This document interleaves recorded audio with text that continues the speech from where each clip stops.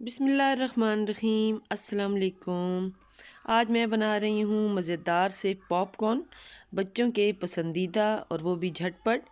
सबसे पहले हम कढ़ाई को गरम कर लेंगे और उसमें 3 से 4 टेबलस्पून हम ऑयल के ऐड करेंगे।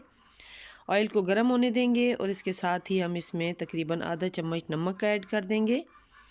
नमक को अच्छे से हल कर लेंगे और इसके साथ ही यहाँ पे मैं डाल दूँगी पॉपकॉर्न के लिए जो कश्मीरी दाने होते हैं।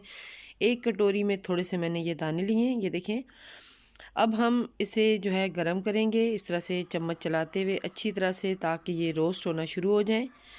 इनका टेम्परेचर थोड़ा हाई हो जाएगा तो हम इन्हें ऊपर से कवर कर देंगे और ये इस तरह से पॉप होना शुरू हो जाएंगे। अब यहाँ पे ये देखें, मैंने इसे कवर कर लिया और जस्ट 3 to 4 मिनट्स लगेंगे और हमारी ये जो कढ़ाई है वो पॉपकॉर्न से भर जाएगी। तमाम के तमाम जितने जो इसके अंदर दाने हैं वो पॉप हो जाएंगे। तो ये देखें, झटपट से पॉपकॉर्न आप घर में बनाएं, बहुत ज़्यादा कन्वीनियंट और बहुत ज़्यादा सस्ते। उम्मीद है आपको आज की रेसिपी अच्छी लगेगी। अल्लाह हाफिज़।